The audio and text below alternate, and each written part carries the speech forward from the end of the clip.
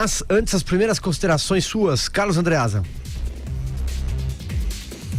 Nós aqui nesse programa mostramos, pessoal, na origem, como se iniciou a convocação para essas manifestações de domingo. Ainda na semana passada falávamos sobre isso. A coisa é expressa, foi expressa, ainda é em certo sentido.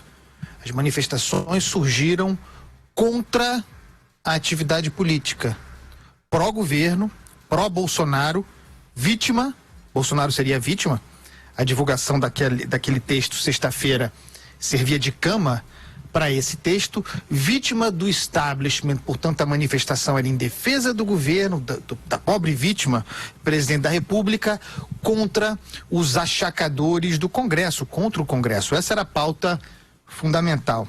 E nós aqui denunciamos isso, porque há limites para o grau de ameaça, porque se consistia numa ameaça contra um poder da República. Também o STF estava nesse bojo, mas era sobretudo o Congresso, e eu insisto na tese de por quê.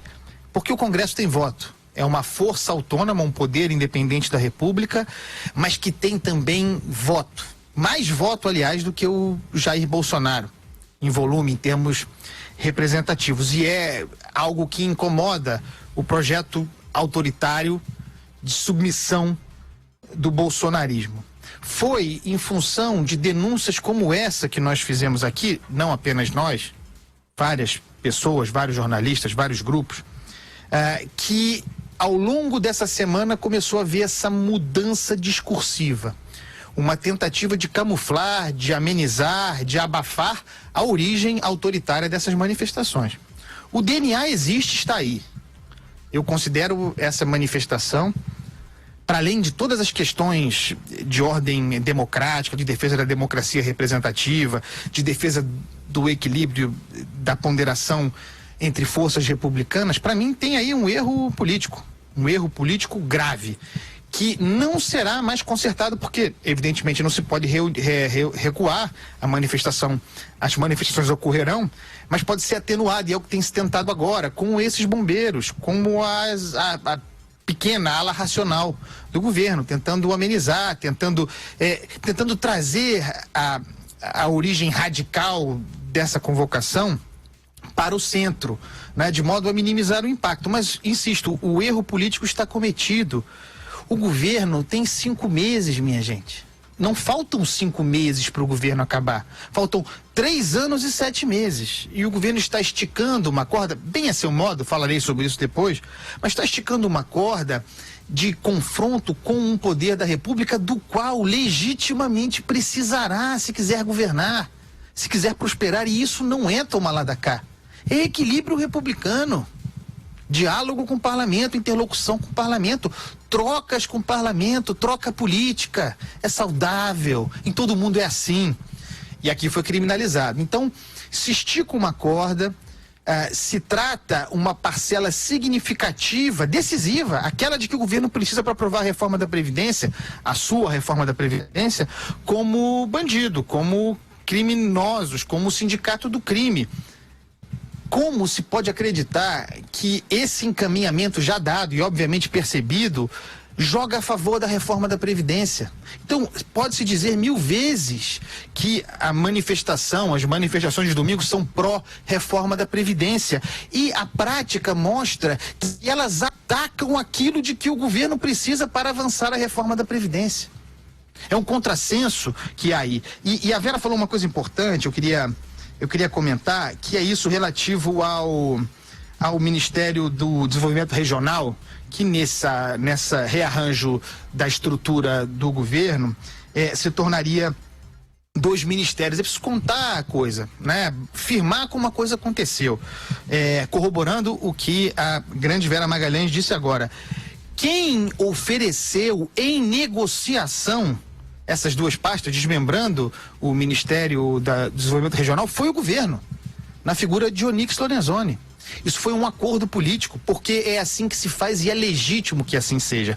Ato contínuo, o bolsonarismo começou a dinamitar o acordo que o seu governo fez. E aí eu chego na lógica da corda esticada, da sanfona, como eu tenho chamado. É assim que o presidente da República opera, quando não diretamente autorizando que assim seja. Ele estica, enche de ar, leva a tensão ao máximo e depois diminui, solta. E assim vai fazendo o tempo todo. Negocia, acerta, avança, diz que o diálogo está bom e depois estica, depois tensiona, depois cria crise, desmente o que foi acordado e assim vai plantando o cenário de discórdia, de desconfiança, do qual se diz vítima a seguir. Convocando, porque outra coisa importante aqui a ser dita, o presidente da República convocou essa manifestação. Direta e indiretamente. Direta porque compartilhou memes com a convocação.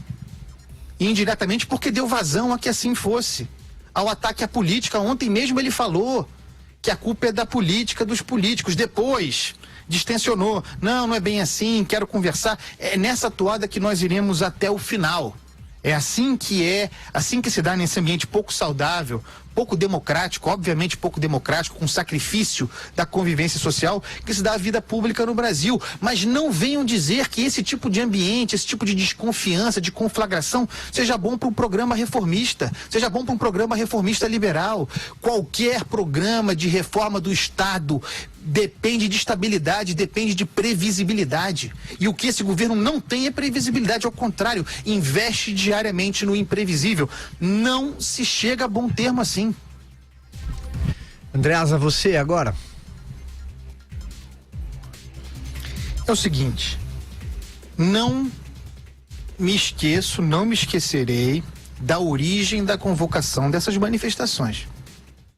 Elas estão no DNA da coisa e são hostis à atividade política. Isso está registrado.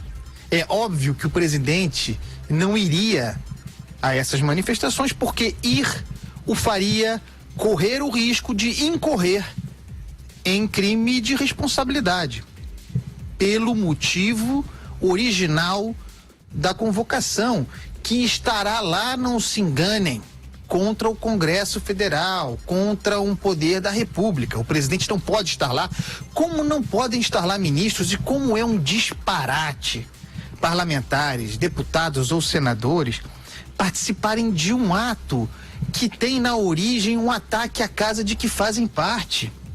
Significa participar desse evento para um parlamentar incompreensão profunda sobre o ofício que cumpre, por qual foi eleito, que é o da negociação, que é o da articulação política, que é o da formação de maioria, de composição, do diálogo, de consenso, eventualmente de dissenso, ou melhor, fundamentalmente de dissenso. Imaginar um parlamentar presente numa manifestação contra aquilo que ele é uma loucura, mas é isso. O sujeito está lá, não tem a menor ideia do cargo para o qual foi eleito. E aí a gente chega a essa equação governo-parlamento, governo-centrão. Já falei, independentemente da má qualidade de parlamentares que há ali, que o centrão é uma espécie de poder moderador. O Congresso mas o centrão é o fiel da balança da votação no Congresso. Não imaginem, não se iludam que a convocação da manifestação para o próximo domingo botou o centrão contra a parede e fez com que ele tocasse a caixa para votar hoje, amanhã, um monte de MPs.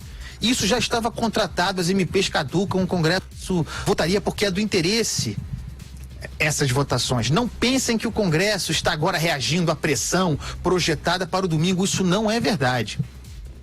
É isso que a Vera acabou de descrever. O que seja, o centrão encontrou mais um gancho para a independência. Nós negociamos com o governo, especificamente no caso do desmembramento do Ministério do Desenvolvimento Regional.